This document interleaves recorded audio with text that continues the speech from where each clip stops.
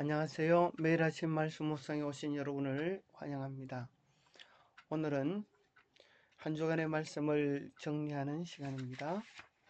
학습 목표 깨닫기. 참 예배는 개인의 영적인 체험뿐 아니라 객관적인 진리에 대한 배움과 이해를 바탕으로 이루어진다는 사실을 깨닫는다. 느끼기. 그리스도의 거룩함이 우리의 생각과 행동에 내재되어 우리의 일상이 예배가 되기를 소망한다. 행하기. 참 예배를 고수함으로 현대적인 우상 숭배의 유혹을 거부한다. 이주의 말씀. 일요일은 우리는 무엇인가를 숭배하고 있다. 우리 마음속에 있는 예배에 대한 본능과 또 바른 방법들에 대해 생각해 보았습니다. 월요일 그것을 자녀들에게 알리라. 우리의 신앙을 잘 알 뿐 아니라 그것을 우리 자녀들에게 전수하는 것이 우리의 사명입니다. 영과 진리로 예배하라. 우리 예배에 빠지지 말아야 될 핵심 요소가 신령과 진리입니다. 수요일 거룩함의 아름다움, 우리의 지향. 다윗의 최고의 갈망은 하나님의 법궤를 예루살렘으로 옮기는 것이었습니다. 예루살렘으로 옮길 때에 다윗이 기뻐 찬양했던 내용을 살펴보면서 우리의 마음의 중심에 하나님의 언약궤를 옮기는 귀한 경험을 하면 좋겠습니다. 목요일 교역 속에 잠입하는 우상숭배. 마귀는 우리가 하나님을 바르게 예배하지 못하도록 온 세상을 통하여 고대로부터 주의 재림 때에 이르기까지 우리를 미혹하고 멸망시키려는 일을 계속할 것입니다. 이를 쓰지 우리는 무엇인가를 숭배하고 있다. 우리 안에는 하나님이 원래 만들어 주신 마음 곧 예배하고자 하는 열망이 있다. 고로 우리는 하나님을 바르게 예배하든지 아니면 하나님을 마땅히 예배하지 아니하면 우리는 예배하지 말아야 될 것들을 예배하게 됩니다. 곧 세상의 것들, 돈, 권력, 명예, 섹스, 자아, 가수, 배우, 정신. 오늘 우리의 마음을 유혹하는 것들이 세상에 가득 차 있습니다.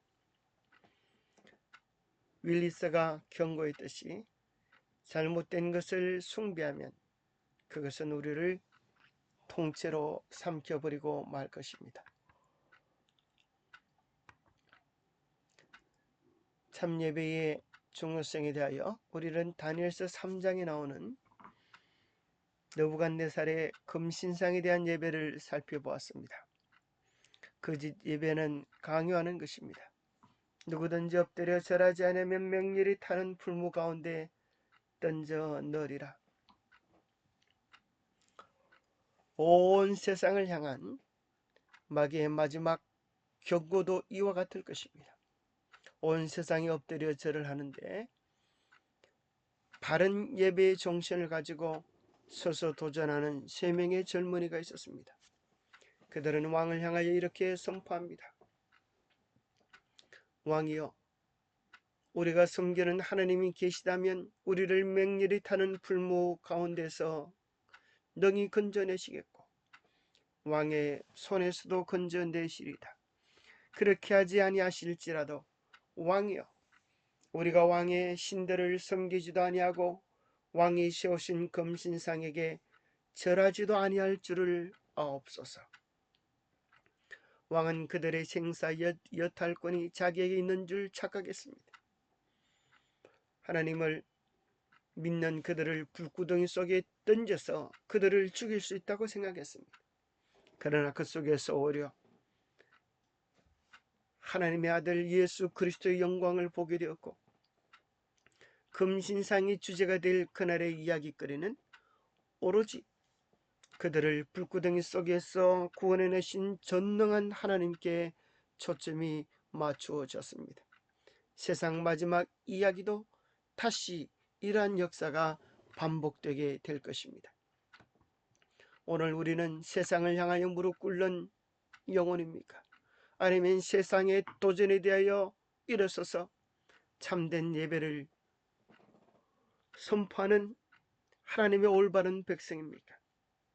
사실 그것은 우리의 주장이나 의견에 딸리는 것이 아니라 우리는 간단히 우리 자신을 진단해 볼 수 있습니다.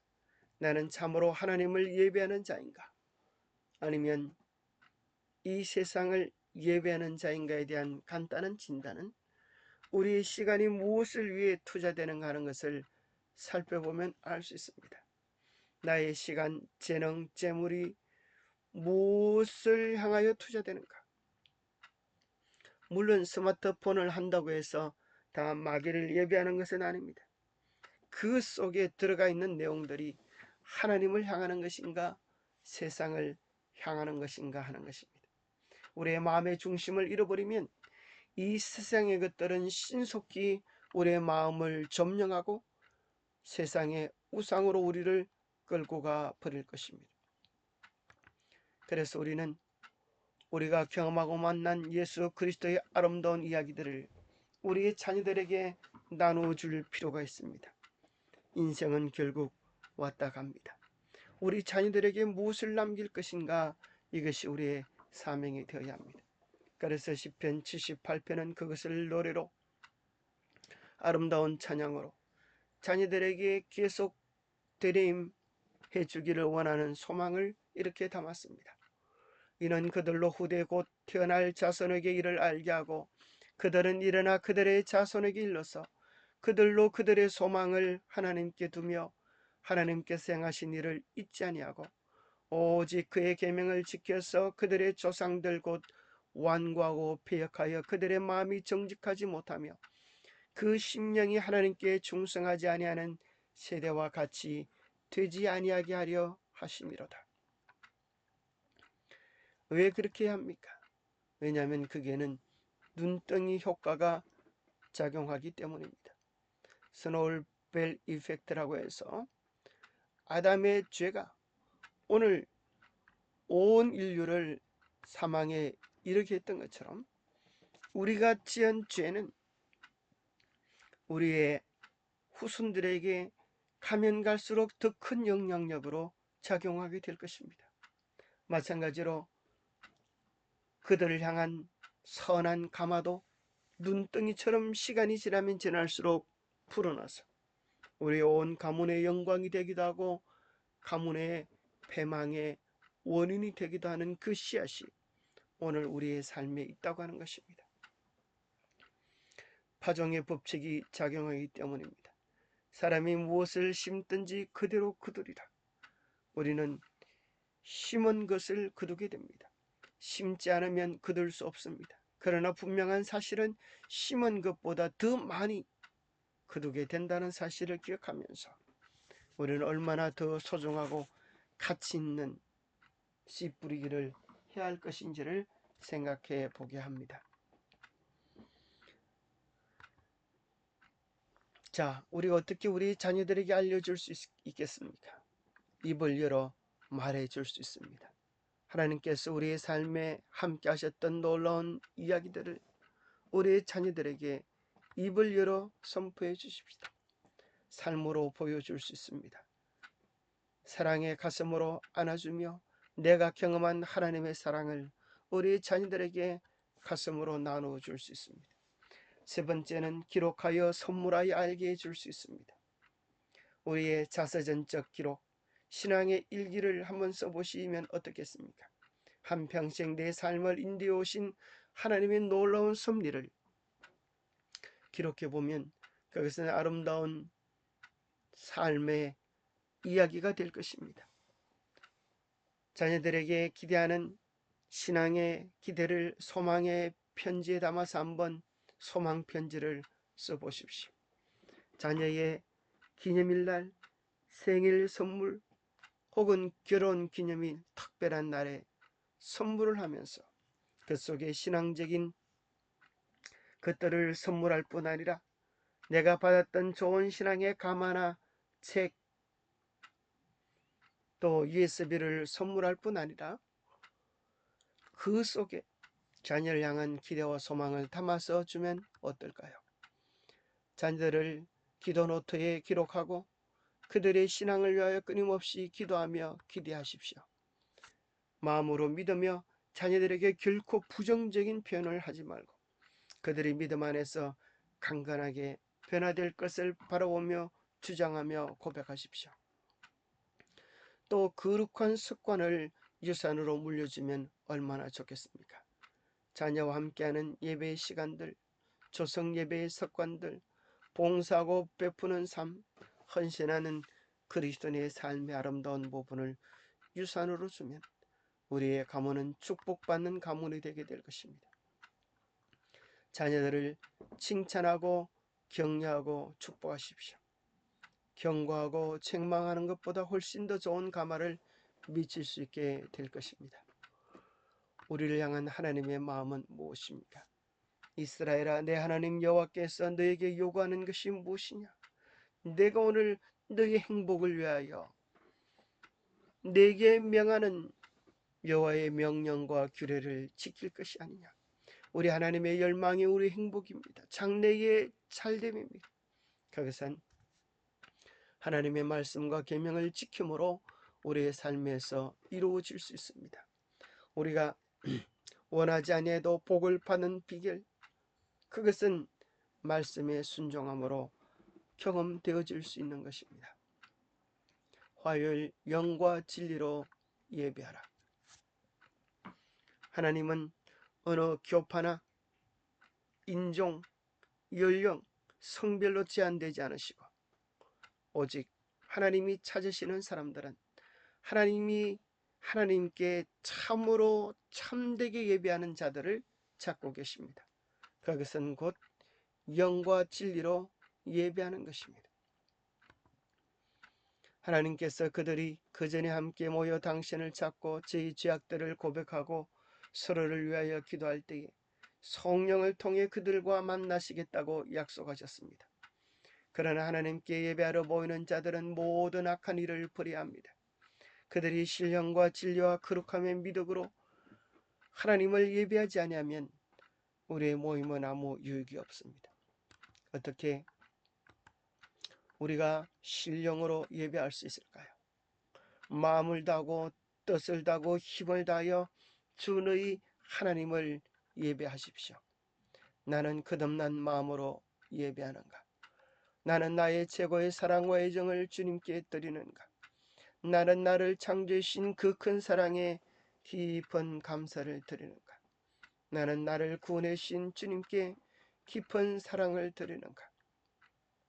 나는 나의 삶을 주관하시며 인도하시는 그분께 마음과 물질로서 나의 신앙을 표현하는가? 나는 언제나 최선으로 최고로 그분의 것을 구별하여 예배하고 있는가?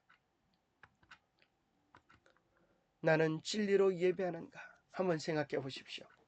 불변하지 않은 십계명을 중심으로 이런 묵상의 제목을 만들어 보았습니다. 나는 내 마음의 첫자리를 언제나 하나님께 드리는가?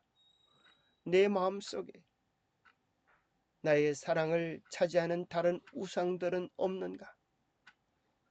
주님과의 관계를 방해하는 우상을 제거했는가?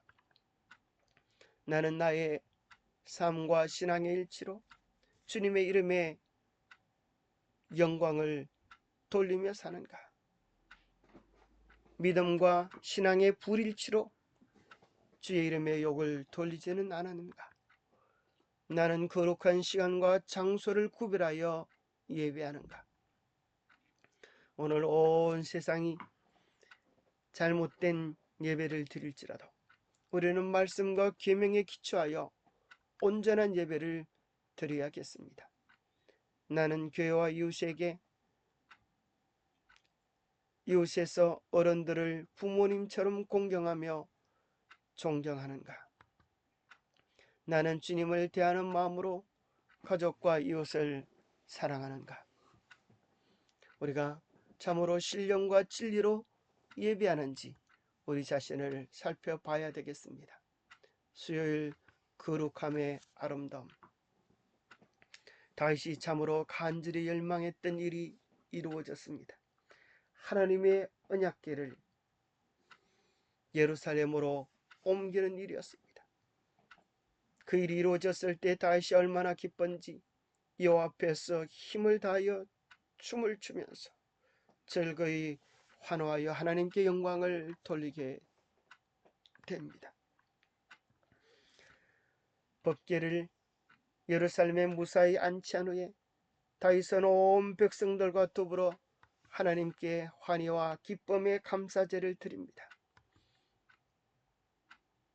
그것은 번제와 화목제를 통하여 주님께 드리는 언약 체결식이었습니다. 그것은 관계 회복의 내용입니다. 하나님과 이스라엘의 관계가 회복되어지고 이스라엘 백성들은 하나님의 계명에 대한 신실함으로 그들의 마음을 드리고 하나님은 그들을 한없이 축복해 주실 수 있는 언약의 관계가 체결된 것입니다. 그래서 그는 한없이 하나님께 그 기쁨의 노래를 이렇게 선포합니다. 너희는 그의 언약 곧 천대에 명령하신 말씀을 영원히 기억할지어다. 이것은 아브라함에게 하신 언약이며 이스라엘에게 하신 맹세며 이는 야곱에게 세우신 율례 곧 이스라엘에게 하신 영원한 언약이라. 온 땅이여 여호와께 노래하며 그의 구원을 날마다 선포할지어다. 얼마나 아름답고 감동적인 예배의 모습입니까? 하나님과 우리와의 관계가 온전히 회복되는 그 시간, 우리는 천국을 맛볼 수 있을 것입니다. 예배의 중심이 무엇인지 다시 한번 우리는 다윗의 노래 속에서 발견하게 되어집니다.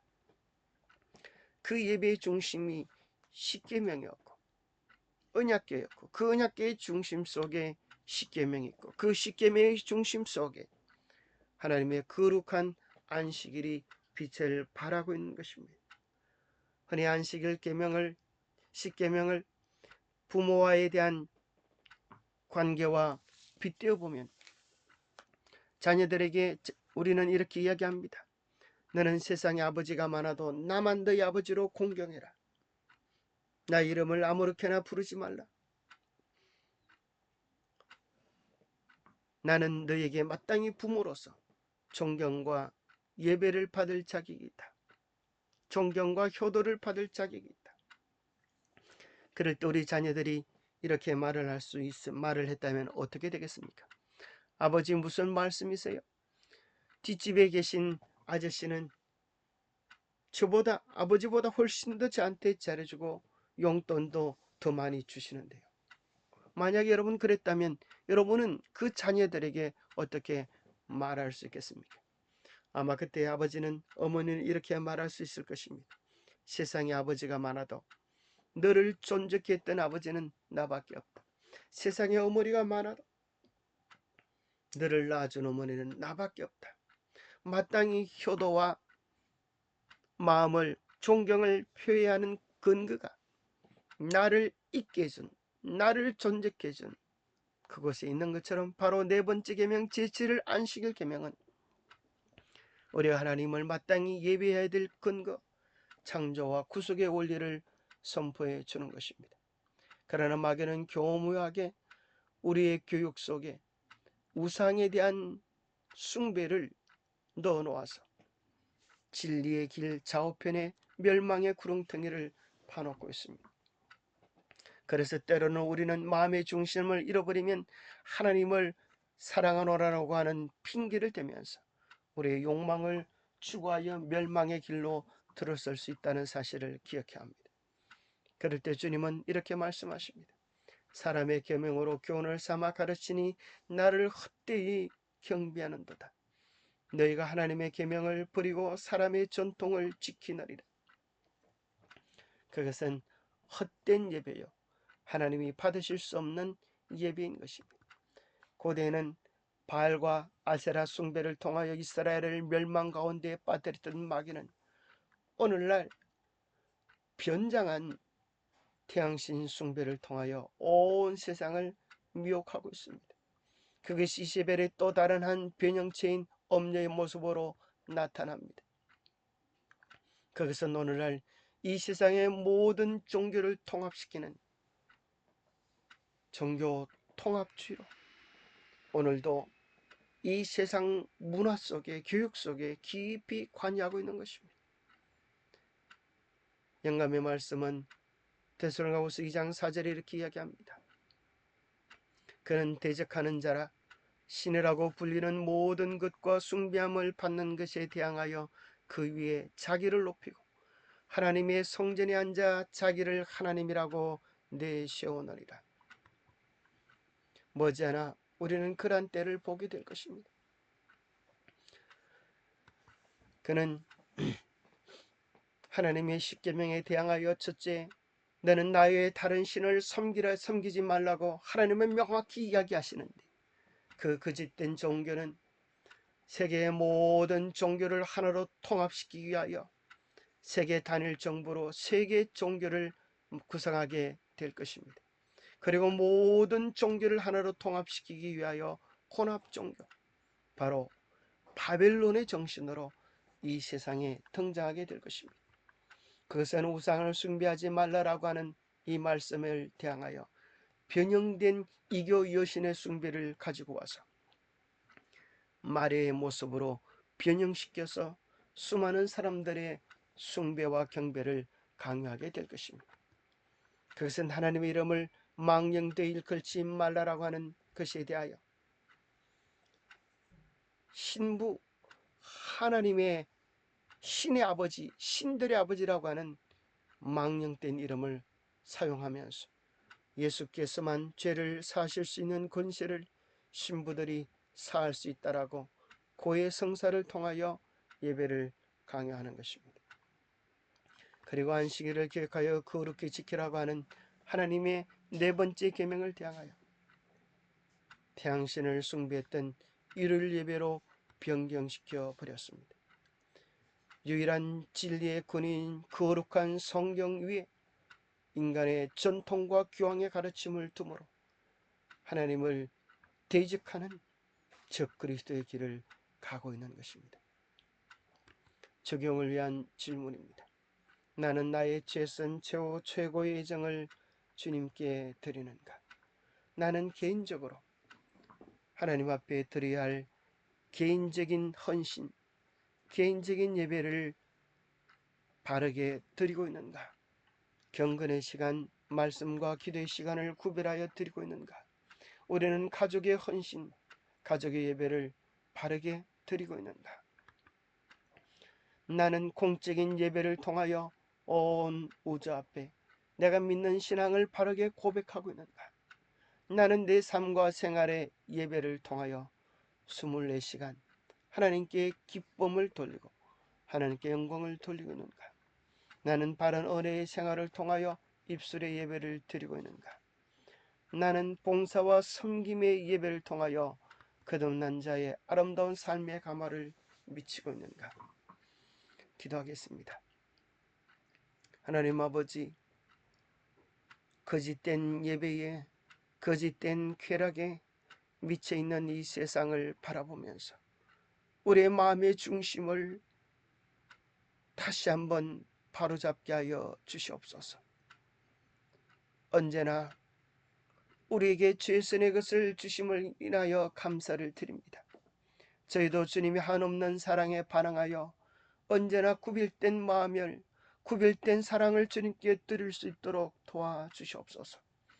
오늘날 이 세상의 거짓 신들이 저희의 마음을 자리 잡지 못하도록 지키시고 도와주시옵소서. 마지막 영원한 운명이 달려있는 큰 전쟁에서 승리할 수 있도록 오늘 매일 삶 속에서 이루어지는 영적 싸움에서 승리할 수 있도록 우리를 도와주시옵소서. 오늘도 예수 그리스도로부터 오는 온전한 평화와 온전한 승리가 우리를 다스려 주시옵기를 우리 주 예수 그리스도로 머지하여 간절히 간구하옵나이다. 감사합니다. 오늘도 주님의 사랑과 한없는 축복을 누리는 은혜의 하루 되시기를 바랍니다. 안식일 축복의 안식일 주님의 사랑 안에서 잘 누리시게 되기를 바랍니다. 감사합니다.